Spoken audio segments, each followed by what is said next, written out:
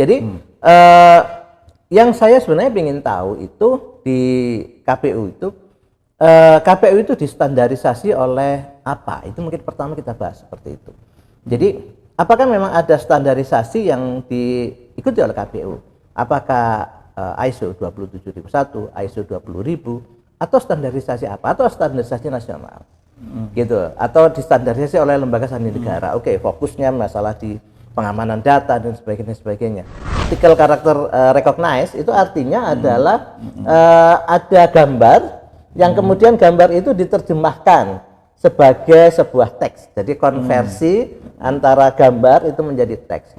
Dan sekarang ini yang khusus untuk Pilpres itu sudah agak ya, sudah lumayan relatif istilahnya berbudaya IT.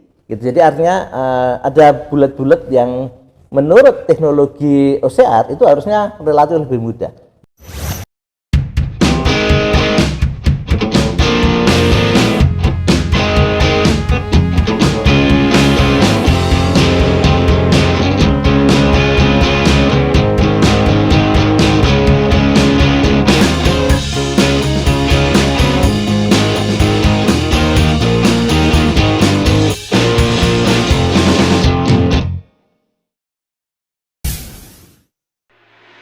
Assalamualaikum warahmatullahi wabarakatuh.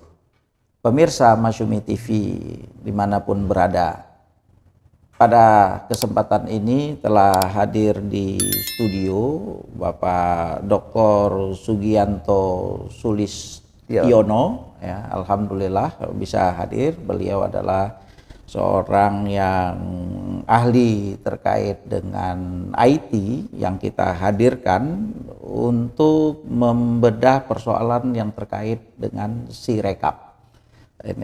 Dan beliau juga memang bukan sekadar teori ya, tapi juga praktek karena terlibat langsung untuk meneliti persoalan yang sekarang menjadi isu nasional. Jadi sebelum kita menggali lebih lanjut terkait dengan ini, memang terima kasih Pak telah hadir di studio. Beberapa waktu yang lalu memang kita menyaksikan ya, kalangan akademisi itu turun, banyak pernyataan dari suara dari Silemba, dari UI, dari Rawamangun, dari berbagai kampus yang menunjukkan kepedulian kalangan akademisi untuk membedah, menganalisa, melihat ya. Dan inilah memang saatnya tampil kalangan-kalangan ilmuwan itu untuk melihat kasus ini dengan lebih jernih ya. Jadi kita tidak lihat kepentingan A atau B, yang kita lihat adalah kepentingan ilmiah dari suatu proses itu harusnya seperti apa. Dan ini yang sebenarnya sangat dibutuhkan oleh masyarakat untuk menghadirkan sesuatu yang sesungguhnya seperti apa Pak ini Sirekap, karena kan ini biayanya mahal untuk membuat Sirekap itu. Kok kemudian ada isu apa namanya yang masyarakat lihat itu ada input angka, tapi padahal angka itu kan orang tahu di satu TPS itu maksimal surat suara itu kan hanya boleh 306 ya, 300 tambah 2% ya pemirsa, suara cadangan itu. Jadi harusnya 306, tapi kok bisa sampai ada yang sampai ratusan, ribuan dan sebagainya. Kemudian masalah-masalah lain ini, kenapa kok sistem yang ini negara kan, ini lembaga negara yang harusnya jauh lebih aman dong untuk membuat begitu, tapi kenapa masalah itu terjadi dan itu menjadi isu nasional. Nah Pak Sugi sebagai seorang akademisi di ITB juga Pak ya, di ITB, kemudian nanti mungkin bisa diceritakan sebentar Pak ini, dan wajar sekali, dan kita memang membutuhkan ini kalangan akademisi untuk turun ya, pernyataan-pernyataan yang dikeluarkan itu sangat bagus sekali untuk membimbing masyarakat ini Pak, supaya kita ini menjadi yang benar gitu. Nah masuk ke topik Pak Sugi, nanti diceritakan sebentar background pendidikan supaya para pemirsa kita mengetahui ya. Artinya yang kita hadirkan adalah memang yang punya otoritas untuk membicarakan masalah ini. Silakan Pak, mungkin dari background dulu Pak ininya. Ya, terima kasih. Jadi saya ini kebetulan S1 di Institut Teknologi 10 November Surabaya, S2-nya di Institut Teknologi Bandung, dan S3-nya di Institut Teknologi Bandung. Dan sekarang sedang menjadi dosen pengajar di Fakultas Sains dan Teknologi di Departemen Fisika di Universitas Airlangga yang kebetulan ada di Surabaya. Begitu Bapak. Ya, terima kasih Pak. Jadi kalau kita melihat dengan tadi pemirsa ya kan, ITS, ITB yang memang kampus yang sangat berkontribusi ya bagi pembangunan SDM di Indonesia. Nah, masuk kepada persoalan Sirekap Pak ya.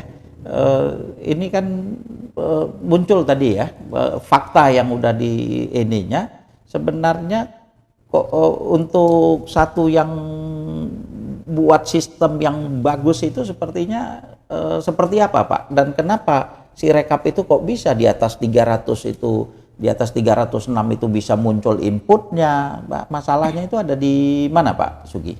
Ya, jadi dalam proses pembangunan sistem itu yang pasti harus ada yang namanya SME, subject matter expert. Ada orang yang memberikan bisnis proses. Jadi harusnya seperti apa, si A, si B, si C, bagaimana flow-nya. Itu semuanya harusnya lengkap. Harus ada BRS, Business Requirement System. Jadi sebenarnya semua mekanismenya itu harus ada dokumennya. Gitu ya. Saya tidak tahu apakah memang Sirekap itu ada dokumennya atau tidak. Maksud saya begini, kalau misalkan memang itu dibangun dengan benar, begitu, maka harusnya antara siapa yang mengisi, siapa yang memvalidasi, dan siapa yang menyetujui, maker, checker, signer, itu harusnya sudah fix, sudah valid.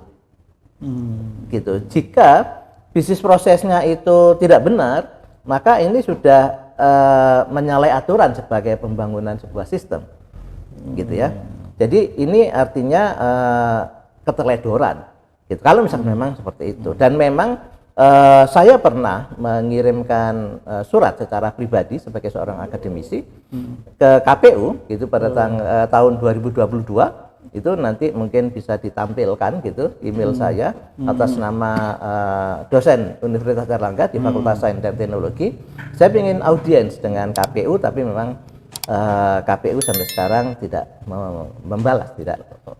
Jadi Pak Sugi sebenarnya sudah mengingatkan, bahkan ya, bukan mengingatkan lah, bahkan untuk proaktif ya, sudah mengantisipasi akan ada persoalan-persoalan atau paling tidak untuk pengen tahu ya. Ya, dan ingin memberikan kontribusi gitu. Jadi jangan sampai ada masalah lagi, inginnya gitu.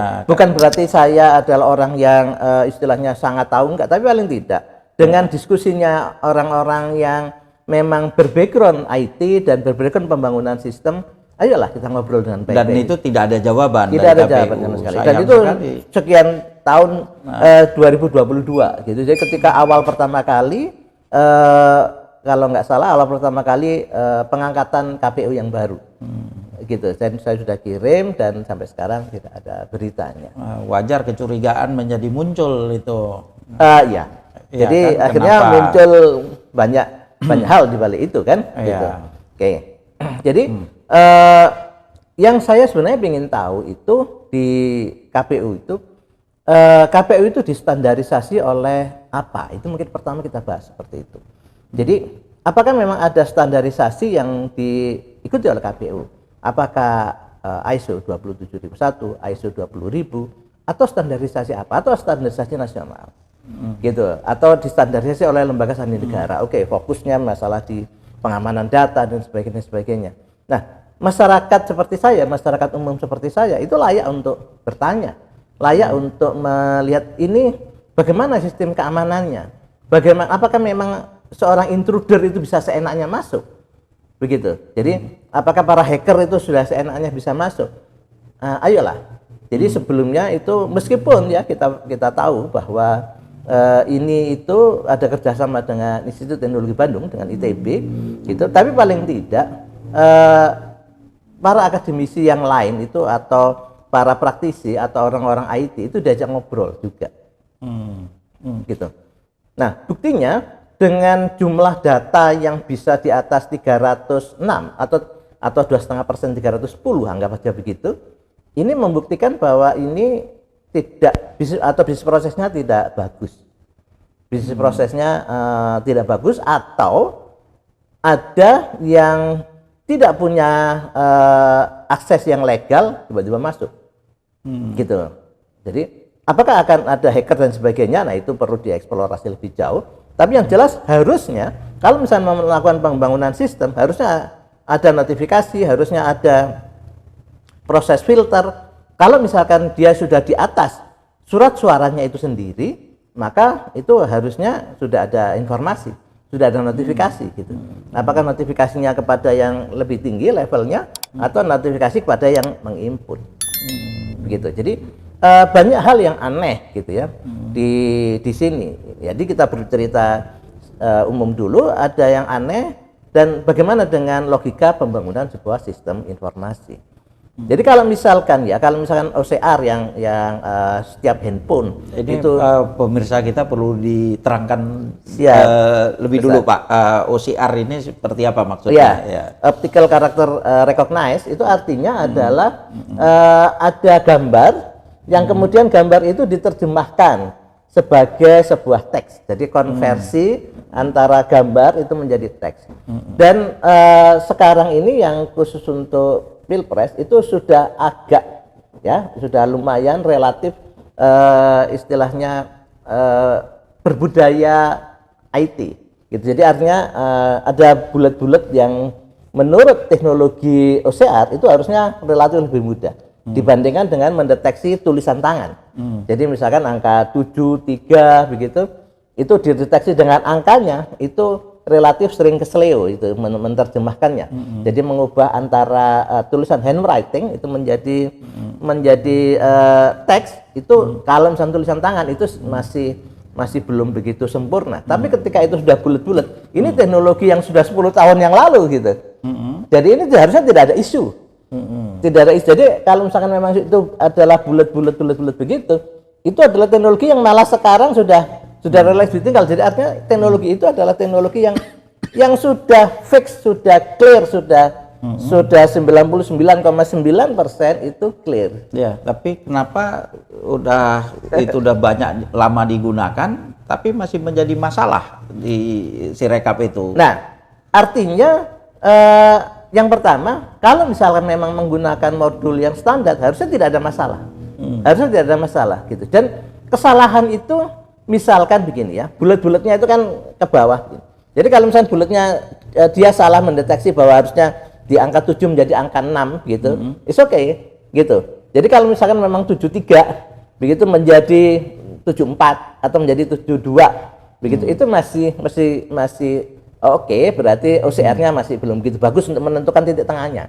Harusnya sudah ada yang di kanan atas itu QR code itu ya untuk mendeteksi bahwa dia di posisi mana, dia harusnya sudah pintar itu.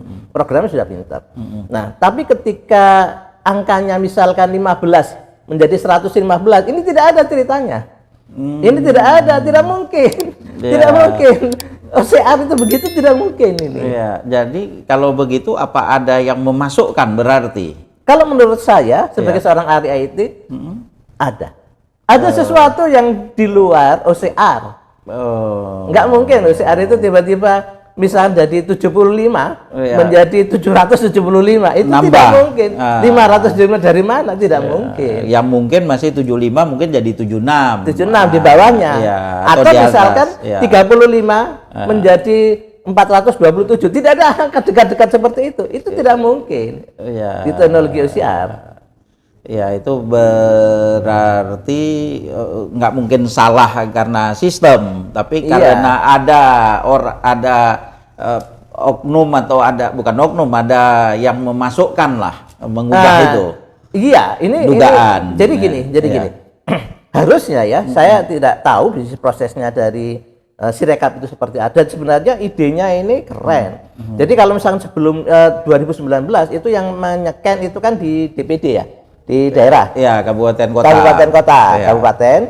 Begitu sekarang ini langsung di lokal kan? Dari petugas KPPS. Ya, jadi artinya yang pertama ketika langsung di lokal berarti yang mengedit, yang mencoba membetulkan itu kan harusnya yang di petugas lokal. langsung. Petugas langsung gitu. Ya itu yang pertama. Harusnya petugas langsung gitu. Jadi yang ke atas ini hanya tinggal memvalidasi, tidak boleh mengedit. Ya. Gitu. Kalau misalnya ada yang mengedit lagi di atas, itu kan tidak tahu peristiwa yang ada di bawah. Ya. Gitu ya, itu yang pertama. Jadi sistem IT itu yang pertama adalah siapa yang harus digantung ketika ada permasalahan, siapa yang harus disalahkan, harus di tracking, itu harus ada, harus bisa di tracking. Ketika itu tidak bisa di tracking, maka ini bukan sistem. Jadi kalau misalnya tidak transparan, ketika ada permasalahan pengubahan data dan sebagainya, tidak jelas siapa yang mengubah, ini keteledoran. Keteledoran pembangun sistem. Iya. Ini bukan diduga, fakta menunjukkan bukan hanya KPPS berarti yang dia memasukkan, tapi ada lagi yang lain. Dan itu harus tertracking, harus ada lognya.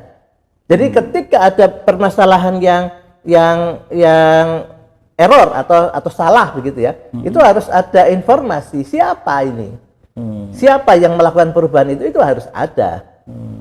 Itu sistemnya. Kalau memang benar membangun sistem, menurut saya kok nggak begini. Terus kemudian sistem itu tidak melakukan replace, gitu. Jadi misalkan angka yang awal 75, kemudian tiba-tiba diupdate atau diganti menjadi 200 misalkan, begitu. Ini yang 75 harus masih ada, 200-nya juga tetap ada. Yang 75 ini ditulis oleh siapa, kemudian pada tanggal berapa, oleh, kalau misalkan memang menggunakan handphone, itu harusnya metadatanya jelas. Jadi C1 ini difoto oleh kamera siapa, begitu pada tanggal berapa, di lokasi mana, harusnya sudah ada. Gitu. Jadi harusnya gambar-gambar yang ada di Sirekap itu adalah gambar-gambar yang sahih, yang keren, gitu. Jadi sudah ketahuan, oh ini yang moto si Amin ini karena memang dia petugas yang ada di situ, jadi jelas. Ketika sekarang kita tidak menemukan itu, kenapa ini? Menurut saya ini keteledoran. Ketika diganti seenaknya dengan misalkan gitu, dan kesengajaan. Apa ada unsur kesengajaan juga itu? Karena kan tidak mungkin. Kalau tidak mungkin menjadi mungkin, berarti kan ada. Jadi harusnya metadata itu ada. Harusnya. Ini perlu diterangkan lagi, Pak. Metadata itu seperti apa konkretnya? Jadi setiap gambar, jadi setiap handphone ini, jadi sebenarnya ketika Ustadz Arni itu memfoto, mengambil dokumen dan sebagainya, gambar dari Ustadz Arni itu ada informasi yang ditenggelamkan di gambar itu. Itu namanya metadata. Itu informasi apa? Informasi HP yang dipakai oleh Ustadz Arni itu. Apa jenisnya, kapan diambil, di mana lokasinya. Ya. Itu pun termasuk juga ketika di emailnya siapa, ya. dan diubah oleh siapa, dan sebagainya. Itu harusnya ada. Tapi ketika kita melihat sekarang, yang dokumen yang ada di Sirekap tidak ada itu. Bahkan beberapa relawan lebih canggih, karena dia ketika memfoto itu ada, ya kan, ada di mana lokasi dengan ada. Ini masa yang negara malah kalah sama relawan. Seakan-akan ya terkesan bahwa ini tidak dibuat secara perfect gitu. Terkesan begitu. Jadi kenapa? Nah, itu saya kalau sisi politiknya monggo lah. Saya sebagai seorang ilmuwan, begitu, maka saya melihatnya ini ada pertanyaan. Harusnya metadata itu ada. Terus kemudian ketika terjadi pergantian, itu lognya atau trackingnya itu jelas. Siapa yang mengganti harusnya ada. Nah, ini Pak Sugi, misalnya kan tadi 75 nih, udah itu diganti dengan 200. Yang sekarang terjadi kan 75 hilang diganti dengan 200. Yang harusnya di situ ditampilkan foto yang baru lagi itu. Jadinya misalnya kan ada 3 lembar. Apa ditambah 3 lembar lagi yang perbaikannya atau bagaimana? Untuk menunjukkan yang 200 itu. Jadi ada area yang memang konsumsi publik, ada area yang tidak konsumsi publik. Gitu. Jadi mungkin yang dikonsumsi publik itu atau ditampilkan di webnya itu adalah yang terakhir, itu oke. Ya. Cuma yang belakangnya ini KPU harus bisa menunjukkan bahwa dokumennya ada. Ketika ada pergantian, ini dokumennya tanggal berapa, siapa dan sebagainya harus ada. Gitu. Jadi trackingnya, jadi ketika ada pergantian, ada beberapa teman-teman IT yang memonitor per jam, per hari dan sebagainya. Ada beberapa pergantian dan sangat banyak pergantian, gitu ya. Jadi angka-angka itu kata mereka itu harus KPU harus bertanggung jawab. Gitu. Siapa diganti di mana, kapan, gitu, oleh siapa, itu harus ada. Tidak bisa tiba-tiba tidak transparan, tidak ada. Ini level apa ini yang dibangun ini? Harusnya orang-orang yang membangun ini itu sudah seperti itu. Kalau menurut saya, kalau ini memang dibangun oleh ITB, harusnya sudah levelnya keren. Gitu. Saya tidak sedang membahas tentang apakah biayanya itu cukup atau tidak cukup. Gitu. Misalkan isunya ya, saya sendiri tidak mengerti tentang itu, tidak melihat langsung. Isunya kan katanya 3 miliar. Begitu. Apakah 3 miliar itu cukup atau tidak cukup? Saya tidak sedang melihat itu. Tapi menurut saya ini adalah sebuah sistem yang menentukan nasib bangsa. Ini adalah sebuah sistem yang mengurusi tentang pimpinan tertinggi negara kita, negara gede ini. Kok seremeh itu? Gitu. Dan itu seperti menghina kalangan akademisi ya. Iya. Kok gitu aja mahasiswa Pak Sugi aja mungkin mampu untuk membuat begitu mahasiswa ya kan S1 mungkin ya. Kok untuk negara jadi kayak begini? Iya, ini cukup mengherankan. Gitu, cukup mengherankan. Jadi harusnya sistem informasi itu dibangun dengan tahapan-tahapan yang jelas. Gitu. Jadi kalaupun misalkan berbasis project dan sebagainya, ya nggak apa-apa, tapi tahapannya harus jelas. Tidak boleh kalau misalkan masih beta version, tiba-tiba di launching di awal, di launching itu dilakukan bintech, ini tidak layak, gitu ya. Misalkan beta version itu hanya untuk lokal, misalnya seperti itu. Saya mendengar kemarin itu Roy Surya menceritakan, gitu, ini Roy Surya mungkin jika melihat kita podcast ini bisa memberikan respon. Jadi beliau mengatakan bahwa yang di awal yang dipublikasi itu adalah beta version. Menurut saya, wah, ini masalah besar. Itu perlu diterangkan itu Pak. Yang dipublikasi di awal versi beta. Versi beta itu seperti apa maksudnya? Jadi gini, membangun aplikasi itu ada versi alpha, versi beta, dan sampai kemudian versi rilis. Iya. Gitu. Jadi versi alpha itu masih banyak permasalahan, masih internal oleh para developer. Kemudian versi beta itu sudah mulai beberapa orang sudah melakukan uji coba, burning system dan sebagainya. Ini bukan untuk publik. Versi beta tidak boleh untuk publik. Masih internal. Uji coba, begitu. Nah, versi yang berikutnya, versi rilis ini itu yang bisa diberikan. Oh, ini masih uji coba dugaan. Tapi bahkan udah dipakai dari 3 tahun sebelumnya di Pilkada tahun 2020. Jadi kalau udah dipakai di Pilkada untuk menghitung para calon kepala daerah 2020 atau 2021 itu udah digunakan ini. Gini, jadi ada yang versinya itu adalah versi mobile yang dipakai oleh petugas yang ada di lapangan, dan ada versinya adalah versi web, itu yang kita lihat yang namanya Sirekap itu, dan ada yang istilahnya yang background proses yaitu servernya. Gitu. Jadi yang dikomentari Roy Surya itu, tapi mari kita konfirmasi, Roy Surya itu adalah yang mobile, yang dipakai untuk melakukan scanning, mengisi data, kemudian di lockup. Itu beta version. Gitu. Nah, kalau misalkan yang tadi yang Ustaz Adni mengatakan dipakai sebelumnya, kayaknya bukan yang mobile, tapi mungkin yang webnya yang sudah dipakai yang lama atau seperti apa, saya belum melakukan eksplorasi di sana. Tapi yang jelas mau mobile, mau webnya, mau apapun yang akan dipakai sebagai aktivitas terselenggaranya sebuah event besar ini, maka tidak layak kalau misalkan belum versi rilis itu kemudian sudah dipakai. Ya Pak Sugi, ini tadi udah disebutkan hal-hal yang tidak mungkin ya. Sebagai artinya tapi itu terjadi. Ini udah menarik nih, tidak mungkin tapi terjadi kan. Nah, ada hal lain nggak Pak yang di dalam Sirekap ini nggak mungkin begitu tapi itu juga terjadi? Iya, saya sering terheran-heran ya dengan Sirekap itu. Seakan-akan ini aplikasi yang levelnya hanya entry data seperti Excel gitu. Jadi kolom suara sah itu tidak match dengan penjumlahan yang mencoblos, terus kemudian banyak dokumen-dokumen di situ yang angkanya nggak cocok. Nggak cocok. Oh begitu. Iya, itu ratusan ribu. Oh, maksudnya ratusan ribu kesalahan. TPS, iya. Ratusan ribu TPS. Iya. Padahal kalau kita melakukan pelatihan saksi aja itu udah harus jelas itu. Iya. Jadi jangan-jangan kalau nggak bisa itu. Jadi ketika kita melatih saksi itu udah diberitahu bahwasanya jumlah pengguna surat suara sama dengan surat suara yang digunakan, sama dengan jumlah suara sah dan tidak sah. Itu. Iya. Jadi ketika di media tidak cocok.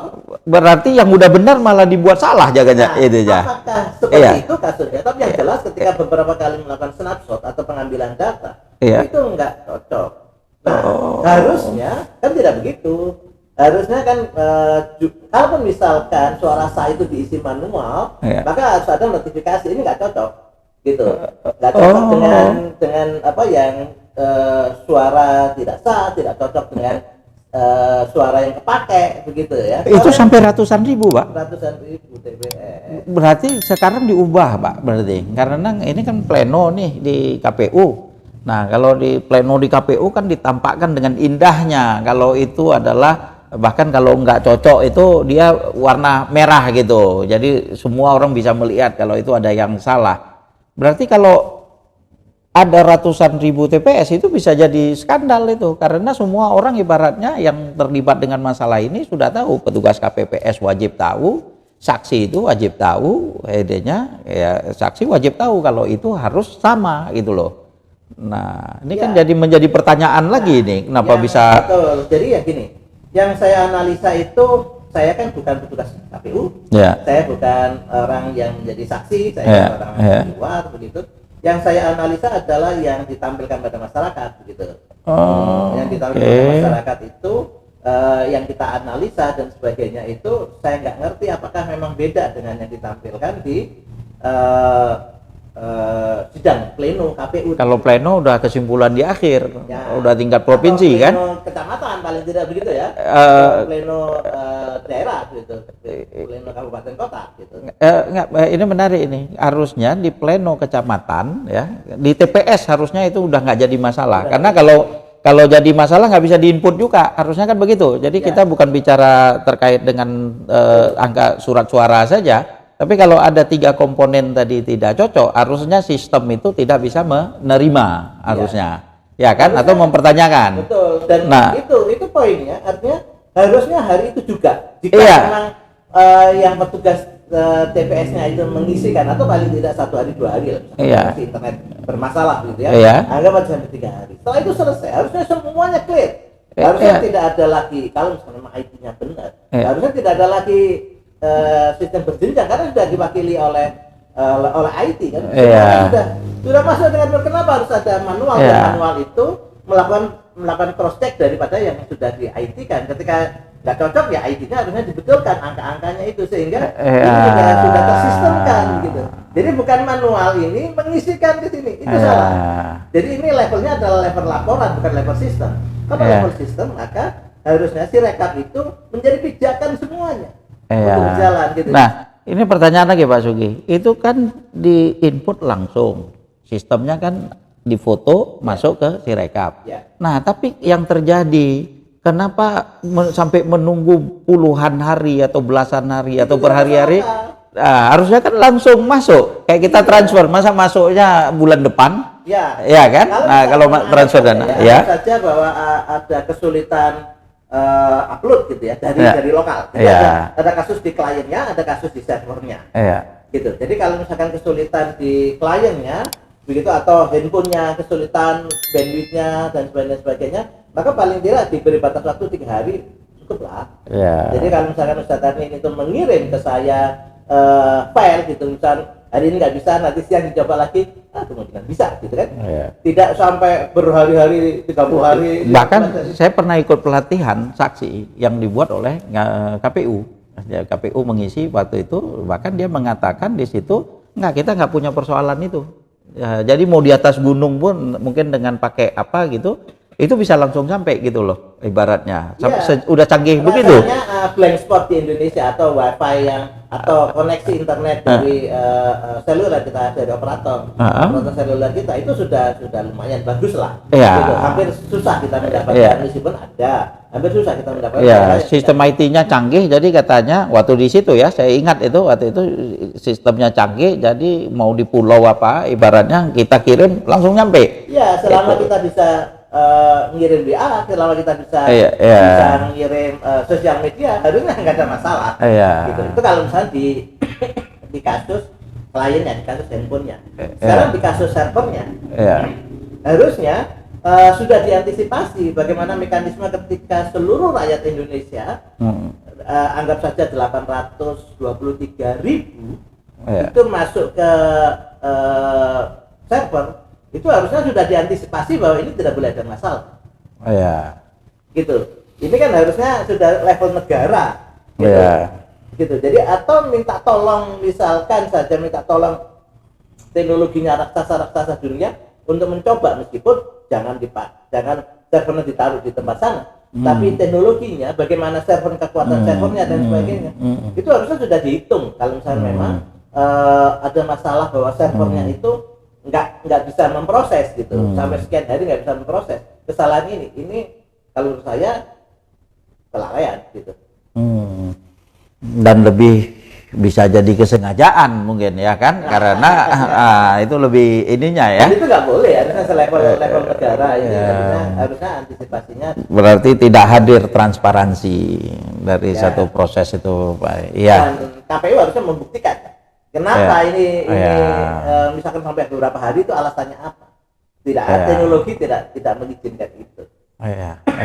Terima kasih Pak Sugih telah hadir, pemirsa sekalian, luar biasa ya. Hal-hal yang tidak mungkin tapi terjadi di Sirekap. Jadi aneh sekali ya. Tapi itu adalah fakta yang terjadi dan memang bisa kita simpulkan untuk audit forensik Sirekap adalah satu keharusan wajib untuk dilakukan untuk menghadirkan satu pemilu yang lebih jujur dan adil ya, yang bertanggung jawab, yang transparan, dan itu adalah prinsip-prinsip utama di dalam pemilu. Terima kasih sekali lagi, ini kita bersyukur pada kesempatan ini karena memang kalangan akademisi ya, perlu dihadirkan dengan kepentingan objektivitas ya, kepentingan ilmiah ini, kepentingan kebaikan kepada masyarakat, sehingga ini tidak lagi berulang. Padahal kita udah punya pengalaman buruk sekali di 2019. Kalau ini terjadi berarti memang lebih buruk lagi. Jadi kelalaiannya berganda-ganda. Sekali lagi pemirsa, ini adalah satu bentuk kepedulian kita. Mari kita suarakan kepedulian kita itu dengan meminta hak angket dan meminta supaya ini harus dibuka, harus diaudit. Terima kasih sekali lagi. Assalamualaikum warahmatullahi wabarakatuh.